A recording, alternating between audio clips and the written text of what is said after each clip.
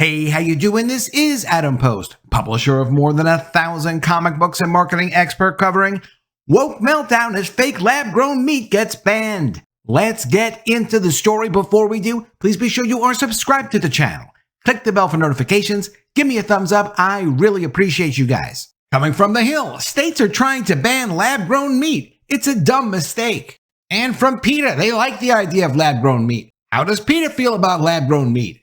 We support creating meat through new technology rather than continuing to rely on cruel and destructive factory farms and slaughterhouses. From Vox, sell lab-grown meat in Tennessee, pay $1 million fine. From Food and Wine, Florida is on its way to banning and criminalizing alternative meat. But we're not going to have fake meat, like that doesn't work, according to Governor Ron DeSantis. And from Wired.com, states are lining up to outlaw lab-grown meat.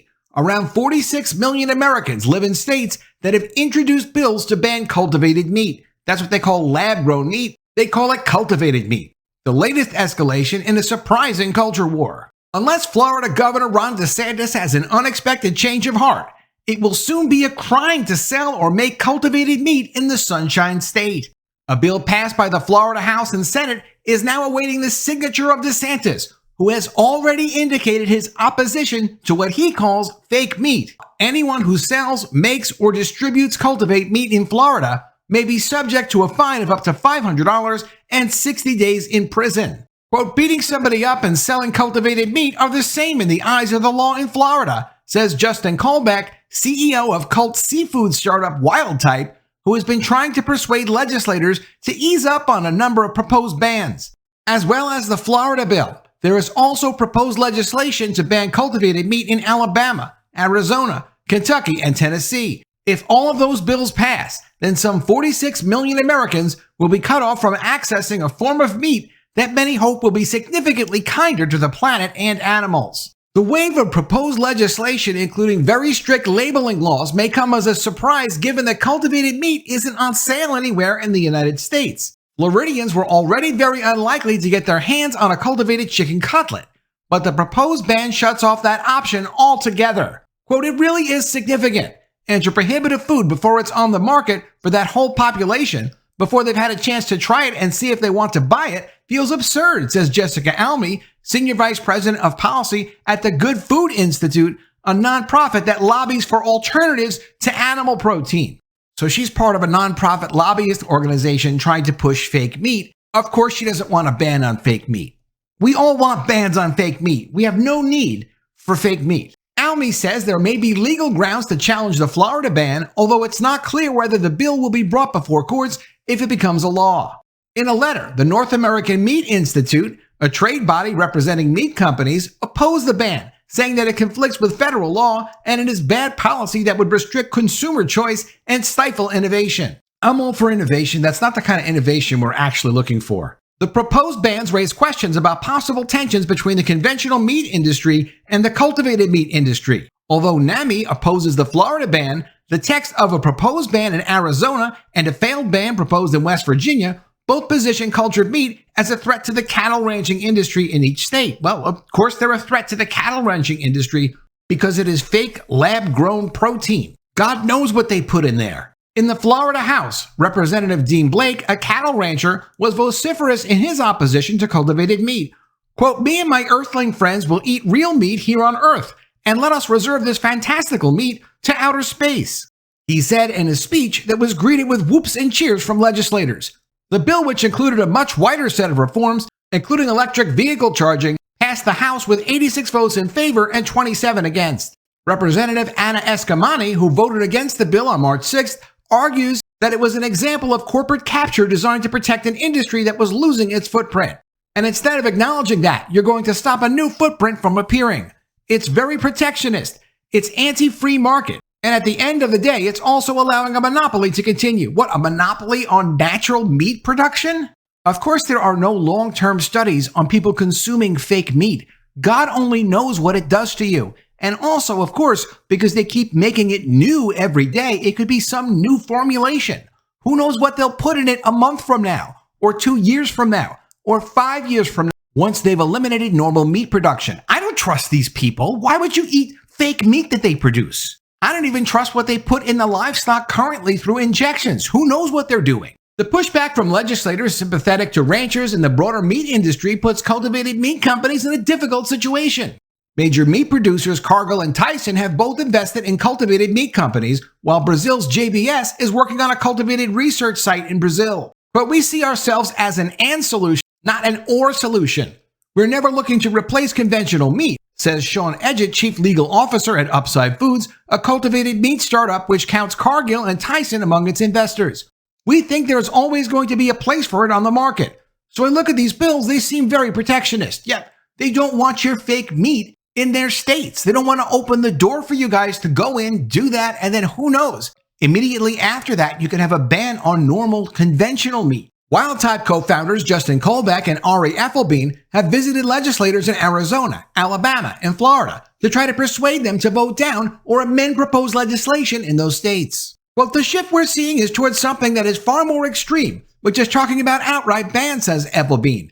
The co-founders are particularly keen on a carve-out for cultivated seafood, pointing out to legislators that the U.S. is a net importer of seafood and that a new source of fish would improve food security within the country. Yes, because guess why? Wildtype actually exclusively makes fake seafood. That's the business they're in, so they're pushing their fake seafood. Also worrying for cultivated meat companies are a number of proposed bills that would impose new labeling restrictions.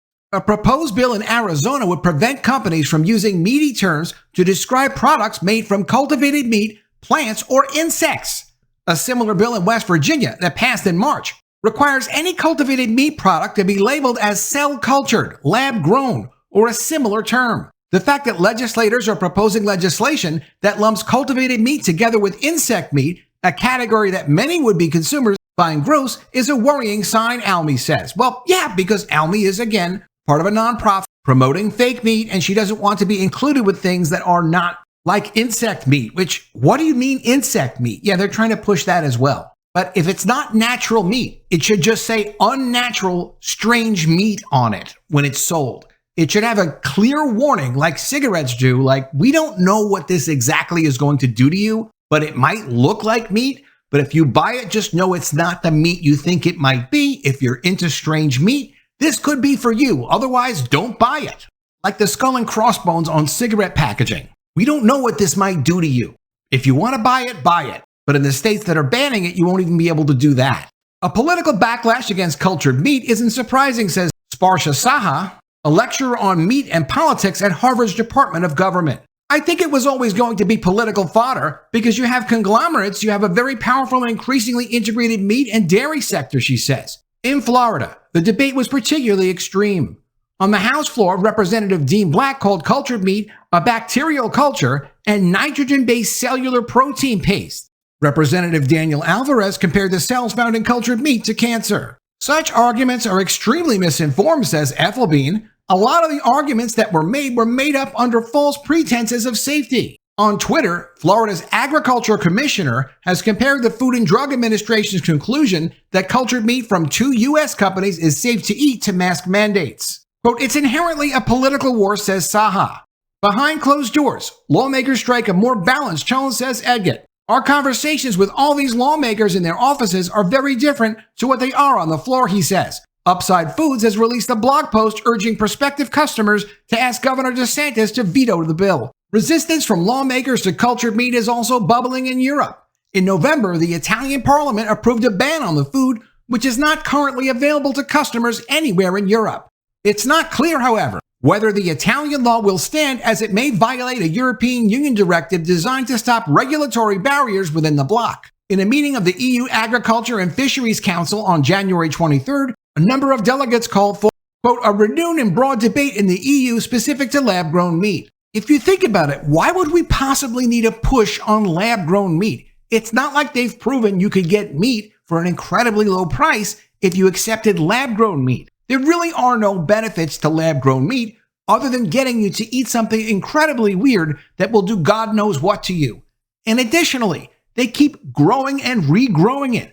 Nothing is there to stop them to change the formula, so I don't trust these people. Quote, the kind of laws popping up in the US and EU appear to be largely political theater but have the potential to negatively impact research, at the very least within those regions, says Dwayne Holmes, Director of Research and Innovation at the cultured meat research nonprofit New Harvest. These people at nonprofits, by the way, it's not like they're all working for nothing. They're all getting paid very well to work at these nonprofits.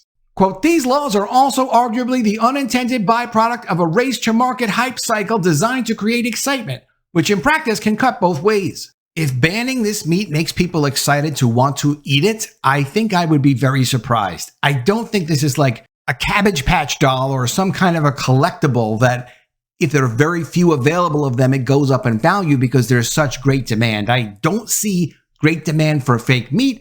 Maybe I'm wrong. The prospect of more state-level proposed bans lurks in the background. A proposed ban in West Virginia was introduced this year, but is no longer an active bill. In 2023, Texas state legislators brought a proposed ban that didn't make it into law. Quote, I wouldn't be surprised to see that bill pop up again, says Almy. Her hope, though, is that if a smaller bill rears its head, legislators will have heard enough from nonprofits like GFI and cultivated meat startups, which is the same thing as fake meat companies, that they don't take the same route as Florida. Cultivated meat might be approved for sale in the U.S., but the race to convince legislators to accept it is only just beginning. Legislators are not going to accept it. Sure, in blue states, they'll accept anything. In red states, not so quickly. Here's what they're upset about over on the Hill. States are trying to ban lab-grown meat. It is a dumb mistake. Why is it dumb and why is it a mistake? Republican lawmakers in Florida and Alabama may not seem like they'd have much in common with policymakers in Rome and Paris. But some elected officials in these southern states appear to think that Italy and France are good models to emulate when it comes to taking away consumers' freedom to buy the types of food they might want to enjoy. Governor Ron DeSantis is one of these Republican proponents of government intervention into what Americans choose to eat, recently endorsing a ban on the sale of real meat grown from animal cells, even though such meat is FDA approved as safe. Yeah, people don't trust that. The governor is following Italy and France's steps to squelch more efficient means of food production. Despite the fact that meat grown from animal cells called cultivated meat isn't yet sold in Florida or Alabama, its recent approval by the FDA has some in Tallahassee and Montgomery spooked enough that they've introduced legislation to ban its sale altogether. The hysteria now extends even to Washington, where a bill was just introduced in Congress to ban cultivated meat from school lunches. Cultivated meat is not a plant-based alternative to animal meat. It's real, actual animal meat, only it is grown from animal cells rather than animal slaughter. Two startups, Eat Just and Upside Foods, are now approved to sell their cultivated chicken in the U.S., each having undergone stringent safety testing reviewed by the FDA. Republican State Rep Tyler Serios's legislation would make it a criminal offense to sell such meat in Florida. He claims that this technology is an affront to nature and creation. Governor DeSantis goes further, objecting that you need meat, okay? We're going to have meat in Florida, like we're not going to have fake meat. Like that doesn't work. In truth, Serios and DeSantis seem less concerned about insulting nature and creation than they are about protecting cattlemen from competition. Serios defended his bill by telling Politico, farming and cattle are incredibly important industries to Florida. Well, that's true, and that is reason to want to protect that industry and not make it impossible to do business as a cattle rancher, whether you're in Florida or in another state. The federal government also has a very weird habit of getting involved in industries and supporting them with taxpayer dollars that, of course, also cause more inflation, like what they've done with electric vehicles. Literally billions and billions of dollars going inefficiently into supporting industries that nobody really wants.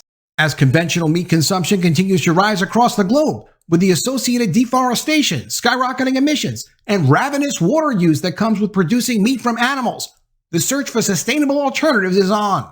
After all, study after study shows we need to raise fewer animals for food if we want to feed humanity without destroying our planet in the process. Unsurprisingly, peer-reviewed life cycle analysis show that if cultivated meat startups succeed, they could dramatically slash the environmental footprint of meat production. But that will take time. While plant-based meat has already made it onto fast food menus, we're still a long way from seeing cultivated meat show up on grocery shelves due to the industry's lack of scale, meaning it's completely ridiculous and unprofitable to try to produce lab-grown meat and put it onto grocery shelves. Yet the progress toward a slaughter-free meat industry is slowly unfolding. Already, many of the meat companies have invested in alternative meat, and the world's largest meat producer is actively building its own meat cultivation factory right now.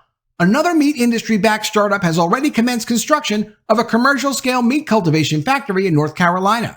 It's clear that if America wants to remain the meat basket of the world, Such innovation should be kept onshore rather than allow Asia to dominate this field, as it is done with clean energy technologies like solar panels and wind turbines. DeSantis and other like-minded policymakers seeking to deny Americans the freedom to choose the meat they can eat may see a threat from innovative entrepreneurs working to bring cultivated meat to market. But those committed to a free market should ask if it's really the state's role to stamp out entrepreneurial competition to ensure incumbent industries always win. Lawmakers on both sides of the Atlantic should, at a minimum, not stand in the way of such efforts to improve agricultural efficiency. Rather, like electric vehicles and subsidizing all this solar nonsense, they should be helping to foster it so that the U.S. can remain a leader in food production worldwide. Well, this is from Paul Shapiro, who's the author of Clean Meat, How Growing Meat Without Animals Will Revolutionize Dinner and the World. And he's the CEO of the Better Meat Company, which I guess he's making his own fake meat. I don't trust fake meat. I don't trust the people pushing fake meat. It doesn't seem necessary at all. They have no long-term testing that I'm aware of to support the products they're trying to make. We don't need something like this. We're not interested in something like this.